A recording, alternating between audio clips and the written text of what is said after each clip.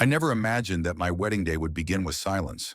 Not the kind of silence you find in the quiet moments of a ceremony, but the heavy, suffocating silence of something irrevocably broken. It started with her, Maria, the woman I thought I knew, the woman I was about to pledge my life to, had vanished in the most dramatic fashion imaginable. No words, no apology. She just ran. I remember the exact moment the door opened, the one that was supposed to remain closed until the wedding march started. She entered, but only for a split second. Her gaze met mine, wide-eyed and filled with a mix of guilt and something else I couldn't name. But instead of taking her place beside me, she did the unthinkable. She turned on her heel and bolted. I watched her disappear into the distance, leaving a trail of confusion in her wake. The guests stirred. Murmurs filled the room. Some of them were probably wondering if this was some kind of dramatic stunt, a last-minute premarital test of some sort. But I knew it wasn't that. I didn't move. I didn't shout her name. I didn't feel my pulse quicken with panic. In fact, the more I watched her flee, the clearer everything became. I realized I wasn't angry. I wasn't furious. I wasn't even heartbroken. I was relieved. Relieved in a way that I couldn't explain, but a feeling that surged inside me nonetheless. And as the church erupted into chaos, I stood frozen, not a muscle twitching, until I raised my hand and gave her a thumbs up. Why a thumbs up? It wasn't a conscious decision. It wasn't an act of mockery. It wasn't even to signal approval. No, it was simply the only gesture that felt true in that moment. I wasn't disappointed. I wasn't confused anymore. I wasn't the victim. I had no need to chase her down and beg for answers. It was as if everything that had been buried under layers of self-deception had finally surfaced. We both knew the truth. Maria wasn't running to be free. She wasn't running because she couldn't face me. She was running towards something else. Someone else. I had no idea who that someone was. And in that instant, I realized I wasn't ready to know. The power dynamics between us had shifted without either of us ever saying a word. I wasn't the man she was about to marry. I wasn't even the man she had once confided in. I was now an observer, a spectator in a drama that no one had warned me about, but one I would soon come to understand in ways that I never expected. I didn't chase her. I didn't scream. I didn't beg. I simply let her go. And as the last echoes of her footsteps faded, I stood there, facing the altar, feeling a strange sense of finality wash over me. My life was about to change, and I was ready for whatever came next. I should have known. Maria wasn't the woman I thought she was, but that truth came in layers, each one peeled back slowly, methodically, like the slow, excruciating removal of a bandage. She didn't just leave me at the altar. That wasn't the full extent of her betrayal. No, she left me for someone else. I didn't know it at first.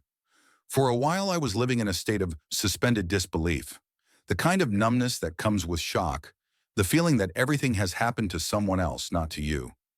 But as the days dragged on, and I found myself replaying every second of that day in my head, I began to see the cracks.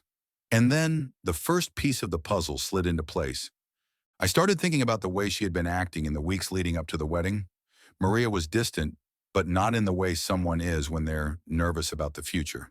It was more subtle than that. She was preoccupied, like her mind was somewhere else entirely. She stopped returning calls or texts as quickly as she used to. She'd slip away for hours without telling me where she was going.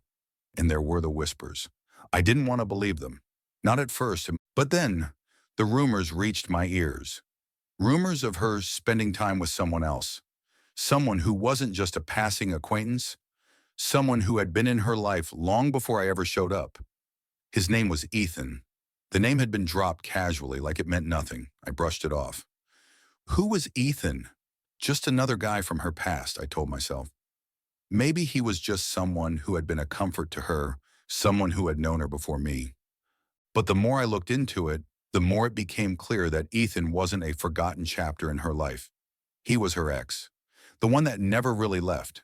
And as I pieced together fragments of their interactions, things started to click into place. The secret meetings, the late-night phone calls, the times she'd gotten too defensive when I asked about him. Maria had always been good at hiding things, at lying with a calmness that was almost chilling. But it was more than that. There was a strange sense of familiarity in her actions, like she was trying to recreate something she lost. I couldn't deny it any longer. She hadn't just run from the wedding, she had run toward him. It was a betrayal, yes. But it wasn't just about the affair. It was the manipulation, the emotional game she'd played with me, the gaslighting, the way she'd slowly chipped away at my trust, making me second-guess myself at every turn, convincing me that my concerns were irrational. I had ignored the red flags, convinced myself that love was enough to overcome everything. But love, as it turns out, wasn't enough to cover up a web of lies and deceit. The betrayal wasn't just emotional, it was psychological too. She had played on my insecurities, wrapped herself in my vulnerability like a shield, and used it against me when it was convenient. The worst part? I still couldn't hate her, at least not in the way I thought I should, because as angry as I was, there was a part of me that still wanted her to love me, to choose me, to come back and apologize. That part of me, that naive fool, kept hoping against hope that I hadn't been the fool everyone else had claimed I was. But the truth settled in over time. I was no longer a victim in this story. I was an observer. The moment she ran from that altar, the power dynamic had shifted, and I could see things clearly.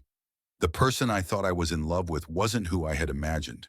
And now I was no longer beholden to the version of myself she had shaped, the version that had always been chasing after her approval, her love, her validation. Now I was the one who would define myself, the one who would finally take control. It wasn't a decision made overnight.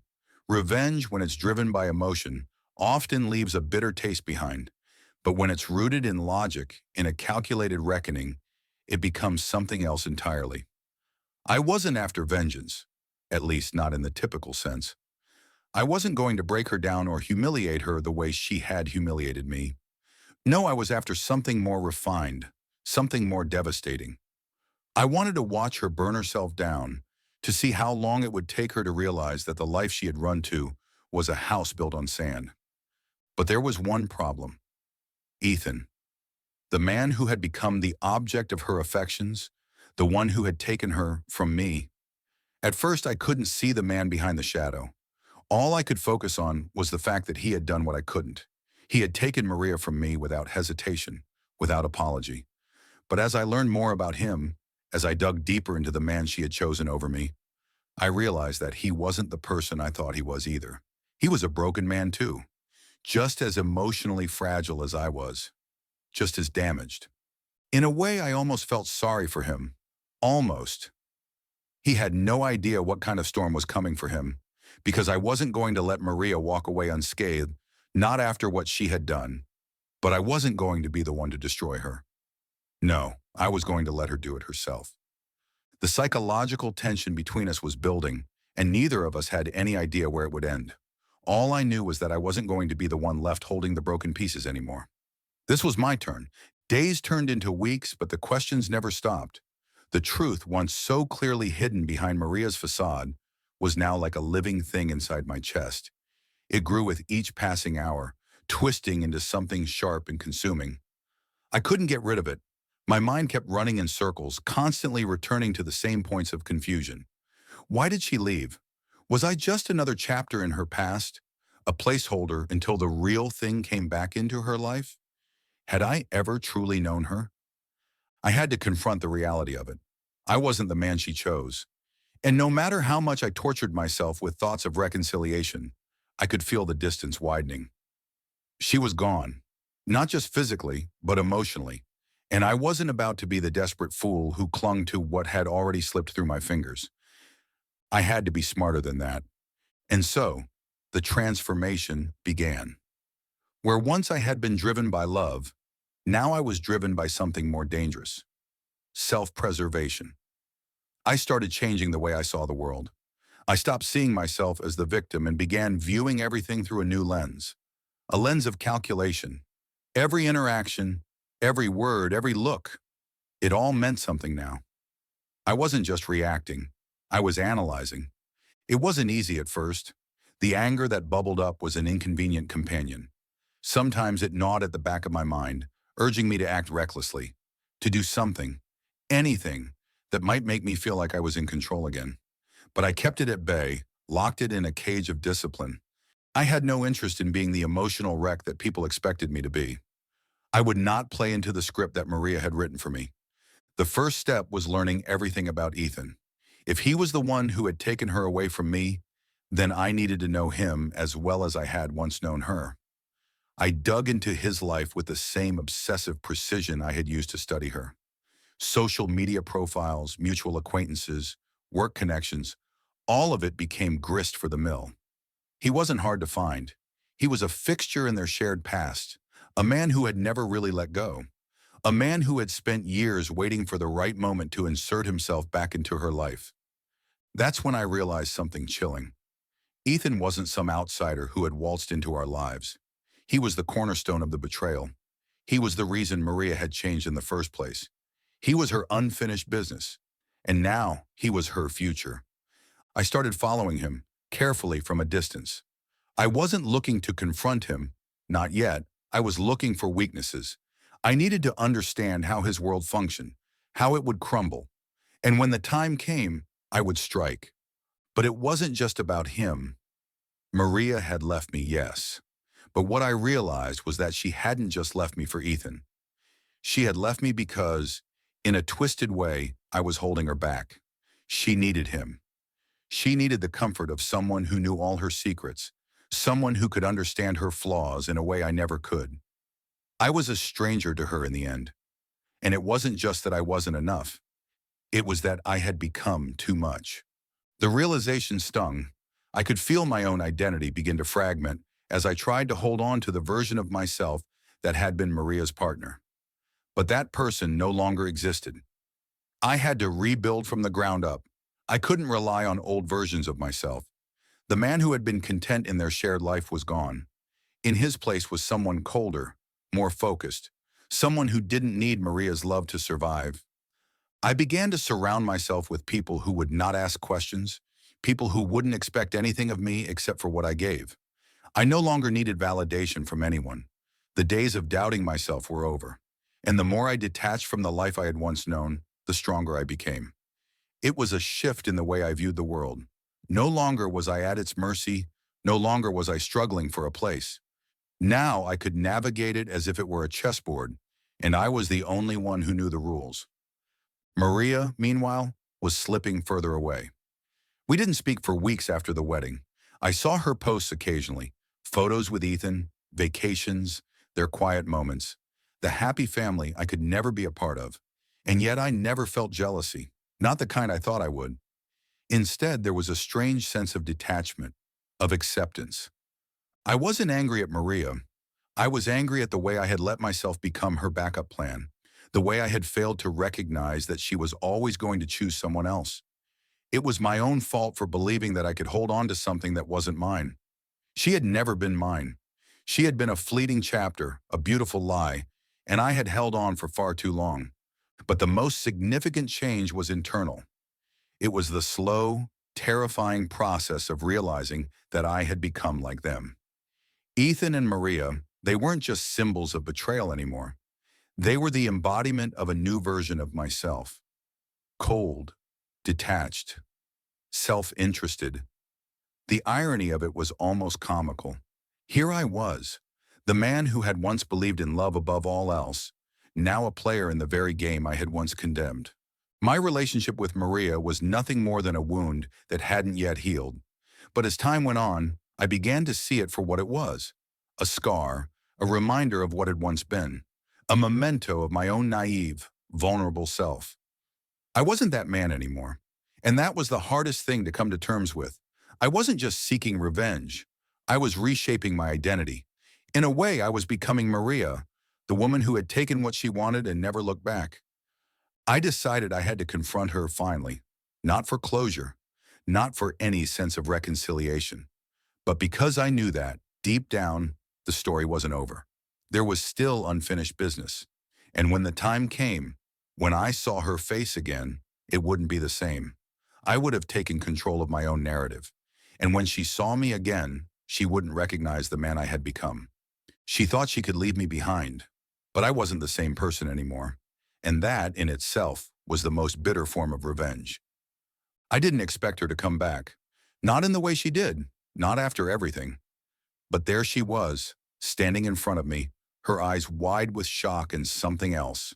Something unfamiliar. She wasn't the same Maria I once knew. She wasn't even the same woman who had bolted from our wedding. It had been months since the day she left. In that time, I had morphed into something else. A man with a razor-sharp focus. A man who no longer allowed emotions to cloud his judgment. I had reshaped myself completely, cutting away the remnants of my past like dead branches from a tree. But in a twist of fate, she had come to me, and now, as I stood face to face with her, I realized just how much I had changed. She looked at me with a mixture of guilt and curiosity, but the guilt wasn't for the reasons I expected. I thought she would apologize for running away, for betraying me, but instead, she seemed like someone who had lost herself in the labyrinth of her own decisions. And there, in that moment, I understood. This wasn't about us anymore. It wasn't about the love we once shared or the life we had planned. This was about something deeper, something more primal. This was about survival. She spoke first. Her voice was raw, cracking like it had been unused for too long. I'm sorry. I didn't know what else to do. She fidgeted, not meeting my eyes, looking instead at the ground between us. Ethan, he's not what I thought. I made a mistake. Her words were like noise to me, static, disjointed. It was the way she said, I made a mistake, that struck me. There was no real weight to it, no self-awareness, no understanding of the damage she had done, not just to me, but to herself. She was still caught in the emotional web she had spun, unaware that she was slowly suffocating herself in it. I had no intention of forgiving her, but I wasn't angry anymore. The anger had faded a long time ago, replaced by something colder, something calculated. She thought she could fix it.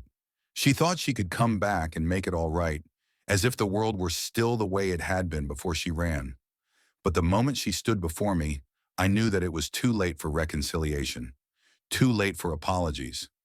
You don't get it, Maria, I said, my voice calm, measured. It was the voice of a man who had shed all pretense, all emotion, the voice of someone who knew exactly what they were doing. You don't get to walk back in here and expect everything to just fall into place. I'm not the man you left behind. I've changed. And I'm not going to pretend like you didn't leave me for him. Her face twisted in confusion, as if she didn't quite understand what I was saying. I didn't. Stop. Just stop, I interrupted. You didn't leave me for Ethan? Then why did you run, Maria? Why did you run to him, to someone who was never truly out of your life? You didn't want me. You wanted to fix what was broken between you two. And when you realized it wasn't going to work, you came back to me like I was just some safe fallback option. The words hit her like a slap. She recoiled, but not out of anger, more out of shock. She hadn't expected me to confront her like this. She hadn't expected me to stand up and tell her the truth. You think I didn't see it? The way you'd look at him when you thought I wasn't paying attention? The way you'd lie to me, telling me nothing was wrong when you were already planning your escape? She started, but I didn't let her finish. It's too late for excuses. You're not the victim here, Maria. I'm not the victim. You're just a woman who tried to have everything, who thought she could walk away from me, from us, without consequences. But you were wrong. There are consequences. She took a step back, her face pale. I don't understand. What do you want from me? I thought you'd want me back. You thought what? That I was still the man you left behind? The one who needed you? That version of me is gone, Maria. I'm not here for you. I'm not here for any of this. My voice was steady, unyielding. I've rebuilt myself. And you, Maria, you're just a reminder of who I used to be. A reminder of how easily I was fooled. But I won't make that mistake again. I could see it in her eyes now. The recognition. The realization that I wasn't the man she thought I was. That the man who had loved her, who had sacrificed everything for her, no longer existed. I had shed that skin. I had become someone else. And now, standing before her, I knew something she didn't. I was in control. Not her. Not Ethan. Me. Do you think you can just walk away from everything you've done? I continued. Do you think I'm the same person who would take you back with open arms, pretending like nothing happened? Number, this isn't about what you want. It's about what I need. I don't need you anymore. I don't need your apology, and I don't need you to validate me. Her eyes welled with tears, but there was no sympathy in me, no desire to comfort her. The role I had played in her life was over. I wasn't going to be her emotional savior anymore. I wasn't going to be anyone's savior. I gave you a chance, I said, my voice low and cold. I gave you the benefit of the doubt, but you made your choice. Now it's my turn. You wanted control over my life? Well, here it is. I'm taking it back. Every last bit of it. She stood there stunned, struggling to find words. But there were no words left. No way to undo the damage she had done. No way to fix what had been broken. I wasn't angry. I wasn't heartbroken. I was free. And in that moment, I realized something profound. This wasn't just about revenge. This wasn't about hurting her the way she had hurt me. This was about my own liberation. I wasn't bound to her or to anyone anymore. I had taken back my life, my power. And as I walked away, leaving her standing there, I knew that I had finally become the person I was always meant to be. The last piece had fallen into place. I didn't expect it to feel like this. I thought I'd be walking away with a sense of victory, of justice served. But as the door closed behind me and I left Maria standing there, I felt nothing but a quiet kind of relief. The weight I had been carrying, the burden of her betrayal, seemed to lift from my shoulders with every step. It wasn't the satisfaction of revenge, it was the peace of finally realizing that I was no longer attached to the past. I had freed myself. In the days that followed, I found that the world hadn't changed all that much. People were still going about their lives, work, friends, family, all those things I had once taken for granted. The only thing that had shifted was me. I was different. I didn't wake up every morning with that gnawing feeling of loss anymore. The world was clearer now, less confusing. I wasn't a pawn in someone else's game. I was the one writing my own narrative. But that didn't mean I didn't have questions. It didn't mean I didn't still wonder about the what-ifs. What if Maria had come back to me, truly remorseful? What if we had tried to fix things? But those questions were fading, slowly but surely. With each passing day, I realized something more important. The person I was when she left was gone, and he wasn't coming back. I found myself looking at the man I had become with something close to admiration, not because of how much I had endured, but because of how much I had learned. I was no longer trapped by the idea of love as a means of validation. I didn't need to prove anything to anyone, and most of all, I didn't need Maria. Not anymore. The love I thought I couldn't live without had turned into something else entirely, something unrecognizable, something powerful. But that didn't mean I was immune to the weight of our past. The emotional scars lingered, of course. The thoughts, the moments, the questions of whether I had missed something, overlooked something. It all still echoed in my mind like a faint hum. But the pain had transformed. It was no longer the sharp, raw ache of betrayal. It was a scar, an old wound that had healed over. Not fully healed, but enough to not hinder my movement anymore. It didn't define me. There were moments when I missed her, when I found myself replaying the good memories, the days when everything had felt so real, so unbreakable. Those moments still came, brief flashes of longing, but they were fading too. I had learned to let go of her in the most important way. But there was still the matter of Ethan. I had thought of him often, and not always in the way I expected. At first, I had fixated on him as the enemy, the one who had taken what was mine. But as time went on, I saw him more clearly. He wasn't a villain. He was a man caught up in his own web of self-deception, just like I had been. He had tried to rekindle something with Maria that should have stayed in the past, and now he was dealing with the fallout. But I didn't hold him in contempt anymore. I understood him in a way that I hadn't before. His journey, his choices, his wounds were just as deep as mine. I hadn't reached out to him, and I didn't intend to. There was nothing left to say, but there was a part of me that felt a strange kind of empathy for him. He had wanted Maria just like I had, but he hadn't known how to let go either. He was as trapped by the past as I once had been. In a way, I saw myself in him. The difference was that I had walked away from the past, and he hadn't yet. It was strange, this feeling of sympathy.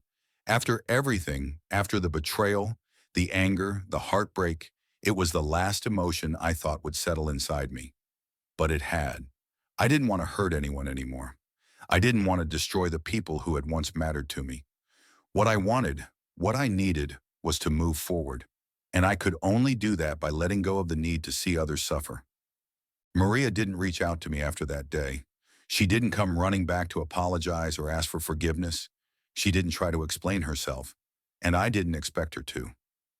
We both knew what had been broken could never be fully mended. Our paths had crossed, and now they had split. What remained between us wasn't love anymore. It was something far more complicated. In the end, I realized that the real transformation wasn't in what Maria had done or what Ethan had taken from me. The real change was within me. I wasn't a victim. I wasn't a player in someone else's game. I was the architect of my own life, and that was the greatest victory of all. Over time, I began to explore new things. I reconnected with old friends who had become distant, people who had watched me waste away for too long, consumed by the relationship I thought I couldn't live without. I started traveling again, something I had neglected in the haze of my former life. I picked up old hobbies, things I had let slide, and rediscovered parts of myself I had forgotten existed. I wasn't angry anymore. I wasn't sad. I wasn't even bitter. I was content. The transformation had come not through revenge, but through acceptance. Accepting that I had no control over Maria's choices, or Ethan's, or anyone else's. The only thing I could control was myself. And in that control, I had found something I hadn't known I was missing, a sense of peace. When I looked back on everything that had happened, I didn't see it as a loss. I saw it as the turning point in my life. The moment I had shed the version of myself that had been molded by someone else's actions. I had come into my own, and nothing Maria did could take that away from me. I wasn't waiting for her anymore. I wasn't waiting for anything. I was moving forward, and that was enough. In the end, that was the most powerful realization of all. I didn't need to be saved. I didn't need to be loved. I didn't need anything from anyone. I had everything I needed within myself, and that was my redemption. For support, do like, comment, and don't forget to subscribe. Thank you.